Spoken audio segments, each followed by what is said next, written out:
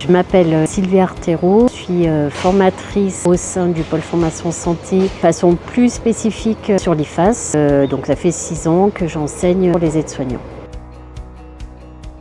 J'ai été nommée chef de projet du volet social. J'ai dû réunir des personnes qui étaient volontaires pour ce projet. L'idée de développer le volet social, c'est parce qu'il n'y avait pas d'accompagnement social au sein du PFS. Le deuxième aspect, c'est qu'en tant que formatrice, on suit les stagiaires au niveau pédagogique, au niveau individuel, et on s'était rendu compte que beaucoup de difficultés pouvaient entraver l'évolution de la formation.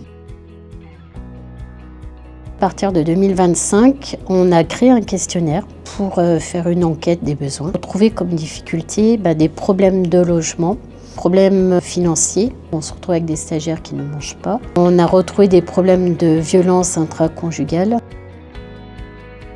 Chose qui m'avait marqué, c'est qu'on avait une stagiaire qui habitait dans sa voiture. Ça, on le découvre par le biais du suivi individuel, mais aussi parce que Célia était présente dans les murs. Elle passait du temps avec les stagiaires. On a pensé à développer une permanence sociale, donc à partir d'avril 2025. La permanence pouvait recevoir les stagiaires pour tout ce qui dépendait de renouvellement des papiers administratifs, l'aide sociale au niveau, par exemple, des violences sociales. On a développé un partenariat avec Cardinal Campus pour les logements. Nous avons aussi développé un partenariat avec l'IFIL, qui est une association qui prend en charge tout ce qui est violence conjugale et de psychologie. A créé une affiche avec un QR code où on a recensé toutes les aides en termes de santé, aide sociale, accès à des épiceries solidaires, qui est affichée dans la salle, cafétéria et puis dans les couloirs. Au sein de l'équipe, on a eu Vanessa qui a fait une collecte de papeterie. On va aussi encore maintenir le partenariat avec les restaurants et épiceries pour avoir des prix à taux préférentiel. On a créé une petite carte aussi apprenant qui permettrait de faire le lien avec le pôle formation santé le temps de la formation. Et puis, on doit maintenir les partenariats qu'on a déjà en place. On est en train aussi de faire des recherches pour avoir une permanence. On a un rendez-vous qui est prévu avec le TAF, c'est la maison de l'apprendre à Lyon 9e.